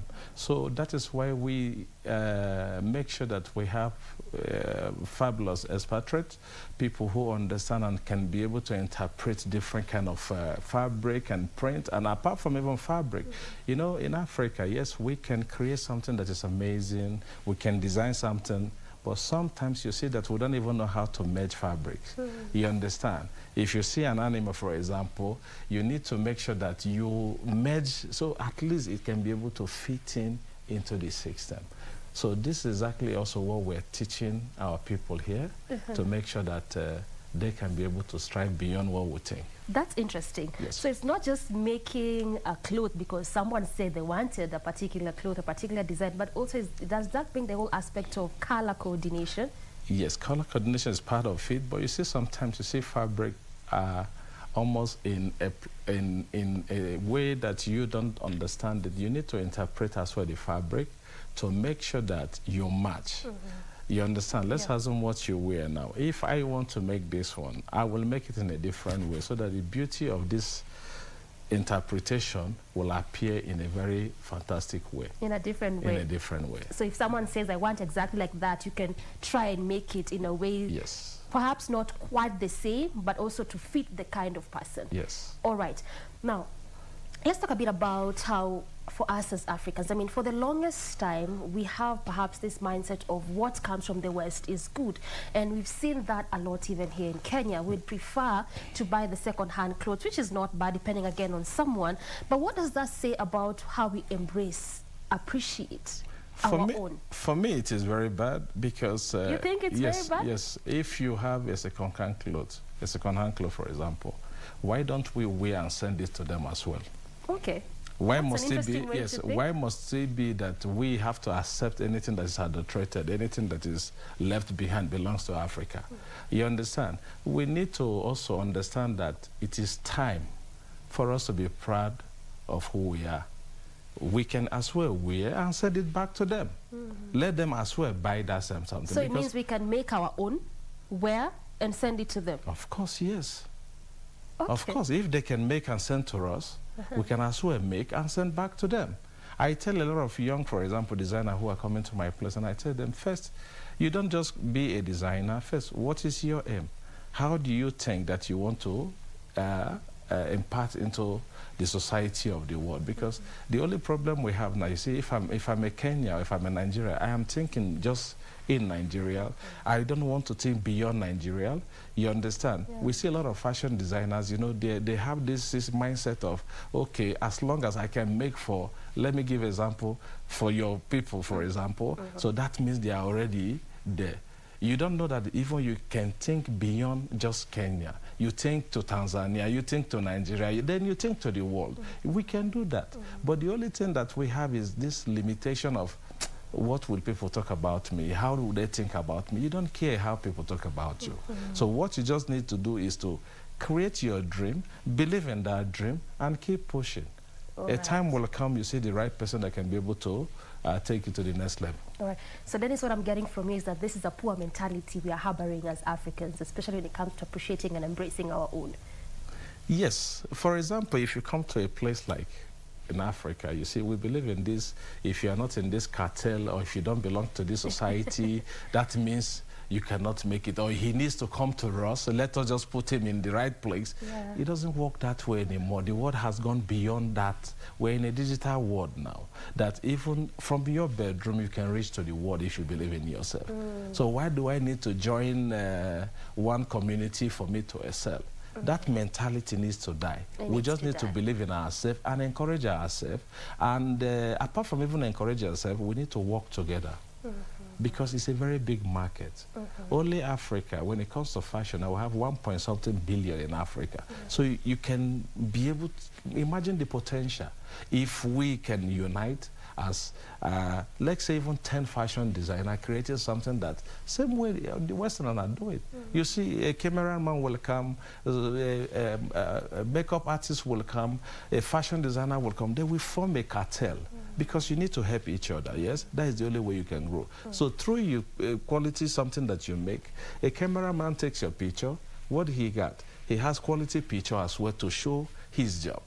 Yes? A makeup artist will come make your face. She has also a quality picture to show about her job. So we need to try to see how we can be able to, you know, join together and push, because the more together, the better we become. Yeah, that's beautiful. So again, it also means the other thing that we are lacking is that collaboration, coming together. Yes, you see, in Africa, we just believe that if me and you now form a company, or the next thing I'm thinking how to, you know, to corner you or to do something, thinking that, oh, I will be telling you that I know better than you because I'm the one writing or because I'm the one creating. So those mindsets need to die. For example, look at the Chinese people. If they want to open Chinese restaurant, for example, now, you see them like 20. They will donate 1,000 or 2,000. Already they gather $40,000. They set up a start. So what do? You become the manager, I become the sales, this one become like that. Before you know, they will open another branch. From there, one person go there. They will open another branch. From there, one person go there. And before you know, they own hotels, chain of hotels, because they were united. But in Africa, we don't think about that at all. What we always put in our mind is that It's my company. I am the owner of this business. You understand? Yes. I have different challenges even here when I came. You see, you train people, they think they become better. Before you know, oh, I want to go open my business. I said, okay, good luck. I wish you the best. You don't even know the system yet. Less than 6 months, 1 year, they are living. And at the end of the day, you find out that this thing is something that you need to, put in your time and have a better understanding of exactly what you're doing. Wow. I mean, this is some powerful nuggets. I mean, especially for even those that are watching and want to get into the fashion business and the fashion world, this is the place to be, to try and understand the basics and the nitty-gritties. You need to, because in Africa, you see, even in Nigeria, it happens, you see, we can create something very interesting, but the finishing is always a problem. Attention to detail is always the problem. We don't pay attention to that. No, because you can only give what you have. Okay. You can only give what you have. If in school or whatever you learn how to cut in one-sided, you cannot become a magician. You understand? So we need to pay more attention, travel out there, have better experience, come back, you can teach. Because at the end of the day, I'm telling you, in Africa, we can create something that is amazing. But what about the finishing? What about the quality of exactly, how can you show to the world that, okay, you can be proud and say, yes, this is made in Africa. Most African you see today, yes, they design what they do. They take this, their design, goes to, for example, Asia, anywhere, make the same dress and come back and tell you, I'm a brand. For me, you are still not a brand until you start practicing that in your local domain and making sure that other companies out there accept your product. Because you see, if you're always the champion in your house, you need to go out there and see if you're a champion outside there. That is when you see now competition comes. That is when you see now other international companies will come to our own place and compete with us as well. Because you see now, how many runway we have in Africa? Even if you see one of the best runways, Mercedes runway, is not owned by Africa. We aspire to see ourselves in New York Fashion Week, to see ourselves in the Paris Fashion Week. How can you have your own if you are not united? It's very important to just be in unity. Without that, there is no way we can move. There is no way we can move in Africa, really. Right. Dennis, again, there's that other aspect, because in as much as we really want to grow our own, in as much as we want to appreciate and embrace our own, especially now when you come down to a place like Kenya, there's always, again, that issue of, like you mentioned, the second-hand clothes. Yes, and you say that, I mean, in as much as we can get from them, we can also make our very own original, and they can equally do the same. But then, from your perspective as a designer, what do you think needs to be done? Because when it comes down to Kenya, the whole aspect of manufacturing is so limited just because of that. But then again, if we ban that, what happens to the business person who are focused on that, on those kinds of designs? Yeah, this business person needs to now come unite with the local vendors here. Because at the end of the day, if you're buying fairly used clothes for 1,000, and now I am happy that you see you start growing already cotton here. So now it is time for government as well to support us, the fashion industry, so they can be able to at least produce fabric for them, because also fabric is challenging in Kenya. I have to tell you something. If you go to looking for something that you want, or somebody has a picture that he or she wants you to replicate, also fabric sometimes, you don't get the kind of quality fabric that you're looking for. Yes, we have in some places, but you see, he needs to be like in different places, so that when you come, you see fashion designers all over the world. Now they just go to the neighboring place, they pick fabric here, they pick this one here, they pick that one, and before you know, they create something. It's in plenty. Yes, it's in plenty. You know, but here in Africa, sometimes you see, even when you have something in your mind, you need to wait till you now start looking for this fabric. And how many people know how to search quality fabric? How many people know where to buy quality fabric? Because the mindset is, okay, you just go to Turkey, or you go to Dubai, or you buy from China. But also, if you have different companies that produce different fabrics here, it will help also the people who are here to excel very fast. Because if I'm waiting for a product to come from China, a fairly used product, sometimes it takes me 1 month. Yeah. And you have somebody who can produce that in 3 days for you. Which one is better? Clearly, that makes a lot of sense. So as in as much as you may want to embrace our own, there's also the place of the government. Yes. In that capacity. Without government in this planet, there is nothing that can be done well. You understand? Because they are the leader, they are the head. You understand? So they need to provide that enabling environment so that people who comes as well can excel. I see a lot of very great designers here in Kenya. A lot. But sometimes you see, even when you're looking for the kind of pin that you want to use, you don't find it. Just pin, I'm telling you. You understand that you want to use, you don't find it. So we have this kind of thing that if it's coming from only one place, that is the only way you can find it. We need to have different varieties so that whatever you're looking for, it is very easy for you to access. And once you can access that, your mind now will start working. That thing that you have in your head, you will bring it and the world will embrace it. Also, you talked a bit about that aspect of competition, and I'd really want to understand from you what exactly you do to just keep yourself afloat. I mean, there's various people to compete with, especially being a brand, you know, someone as you. So what exactly do you do?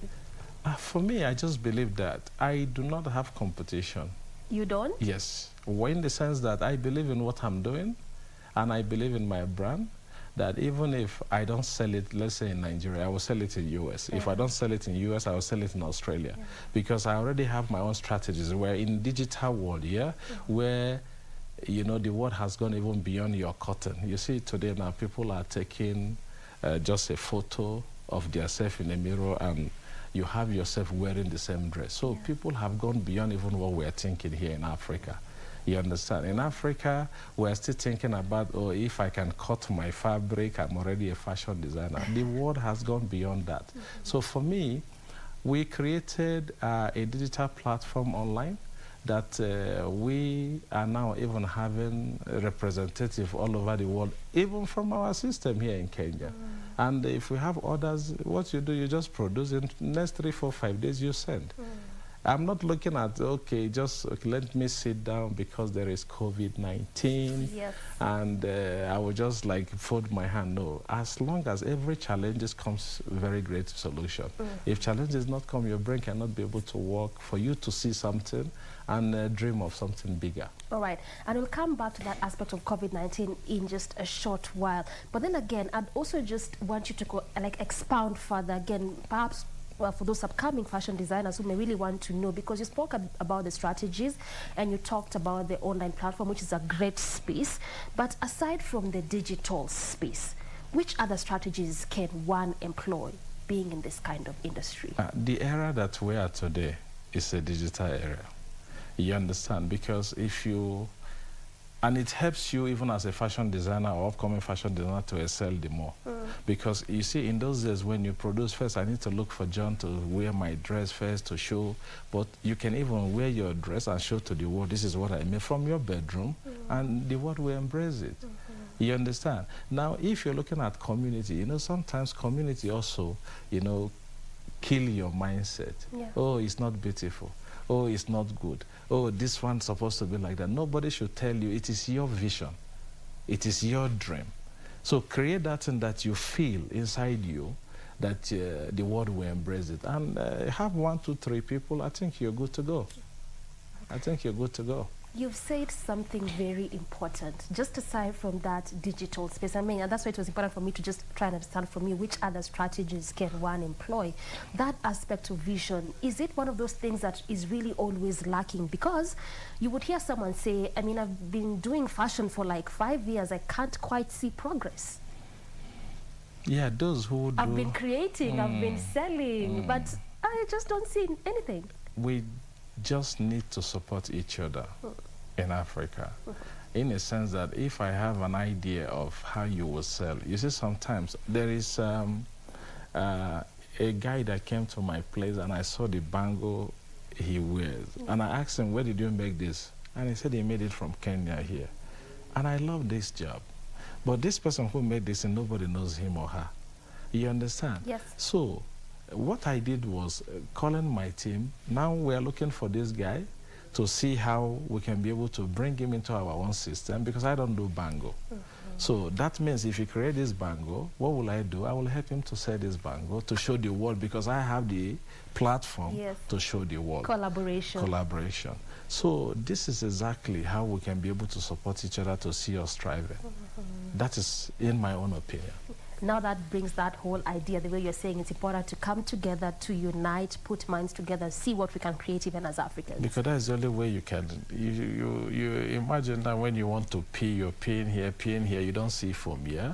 But when you pee in one place, you see that the foams rise up. Yeah. So that is what I believe that will make us, because we're left behind, in my opinion. Africa is it's a continent that has a great potential. Africa is a continent that I believe is the next world. You understand? And without unity, without coming together, it will be a very difficult journey. Well, yes, we'll get there, but the journey is not going to be easy. Okay. Yeah. Now, also, I'd love to pick your mind in terms of how you'd compare these two markets. This is the market in Nigeria, and I'd love to pick Nigeria because, I mean, there's always, again, that mindset of at least Nigeria love and embrace fashion. They say that you will never miss to know a Nigerian when you see one, even if they don't talk. Just in terms of how they are dressed, how they've really embraced fashion. So how would you compare the market in Nigeria and Kenya when it comes to fashion as a whole, the dressing, the wearing, and all of that? The difference between Nigerians and Kenyan is, for me, in my opinion, Nigerians are ready to take any risk. Kenyans, you understand now? Kenyans, some of them, yes, they are doing very well. Yeah. Some Kenyans are doing amazing, I'm telling you. But the fact is that we just need to do more. You understand? We just need to do more. If you see a Nigerian that dress as you like, create the same thing for Kenyans. Do you understand? Yes. Create the same thing for Kenyans. We have some group of guys that came, now they want to create something for the Indians living in Kenya with chiffon, silk mixed with ketenge. You understand? And also you have ketenge, which is is it your main fabrics here? Yeah? The Maasai, the whatever, the Kikuyus. So if you can be able to, turn this thing into something very unique and from something for Kenyans, and everybody will embrace it. You just need to believe in that, your story, and you bring it to the world. At least your president today now is talking about that you need to wear made in Africa, and he's doing African, so well. and he's pushing into this thing. So that means there's a very big opportunity for fashion designers here in Kenya to strive and even reach the world. I want to wear also Kenyan ketenge. The world wants to wear the same thing, So it just push and believe, that is it. And it's a question of taking risks, not being afraid. What will people say? What will people think? Yeah, because you just need to start doing something, You don't care about what people think about you. You understand? You don't need even to think if there is anybody existing in your side. You just need to believe in yourself and keep pushing that. And I believe there is a very big potential. Kenya has a very big name and a very big space in Africa. So that means whatever you do from here, if really you believe in yourself, we excel. You understand? Yes. Well put, well put. Now let's talk a bit about COVID-19. In the inception of this kind of disease, like I mentioned earlier, we definitely know different industries were affected. Key among them, hotel, tourism, entertainment, but also fashion space was really affected because also the way you mentioned in terms of sometimes shipping fabric from various areas. So for you as a designer, how did this take a toll on you and how have you dealt with it so far? By the way, I came to Kenya during COVID. Oh, wow. Yes, so I was among those that were affected because when we came in the next month, we came in the next month was when the COVID system break out in Kenya, and we were stopped because then we came in with different expatriates. So like after 2-3 months, they has to go back to where they come from. But you see, and before that time, we have already done employment, and most of them are single women, who are having their case that, you can't just tell them to go home. Already they have believed that, oh, there's a place that, they can, sustain themselves. Yeah. So it was a very big challenge for us as a company by, you are not selling, but at the same time, you're taking care of a lot of people. Because then when we came we were training, you understand? So we're training them to see how better they can become. And I can tell you today, a lot of them are stitching something that you would think is made in Italy. You understand? But after the COVID, it become so easy for them to say, I want to go open my own business. I want to go now, start my own something. Yeah. But the challenge of that COVID also made us to, like what I'm telling you in a digital world, made us now to begin to think beyond just custom made or beyond just making in one country. Yeah. So we decided to build our own digital platform where we start selling all over the world. Oh, okay. So did you manage to keep all your employees regardless of the situation? I mean, many people really lost jobs during COVID. Yeah, during COVID, those that I employ, all of them were kept. But after COVID, they're leaving. And I'm feeling bad about it. It's like... Yes, I'm feeling bad about it because... Yeah, because you see, you train and you believe that, what you give, you want to expect back. I have a little bit, but some of them are still there and we're pushing together. Yeah, that's beautiful to know. Thank you so much, Dennis, for your time, and at least making us understand more about the fashion space and what we even need to do as Africans to improve. My pleasure. All right, and that's where we bring the conversation to a close from me and on behalf of the entire team. We say thank you so much for watching. Till tomorrow, good morning. Thank you.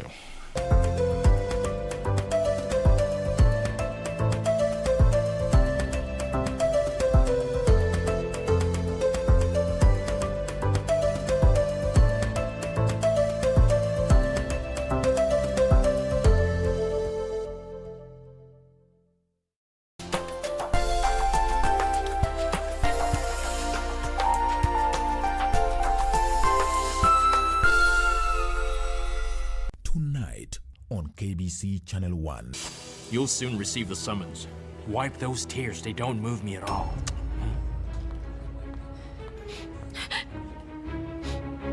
This boy is under my protection. Understand? So I don't want you to be messing with him, huh? Let me go! Get out! What about my mother? I saw her at the airport, and I noticed that someone was following her and taking pictures of her all the time. Do you know who he is? No, I don't. What should I do then? I don't know what Mr. Ulysses would do if he found out I helped Mariana and Ivan. But how do you intend to do that? I think I already know who can help me. Who? Cesar. Tonight on KBC Channel 1.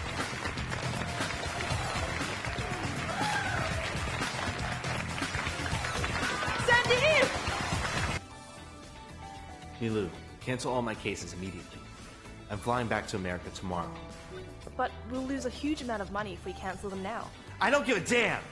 Just do it!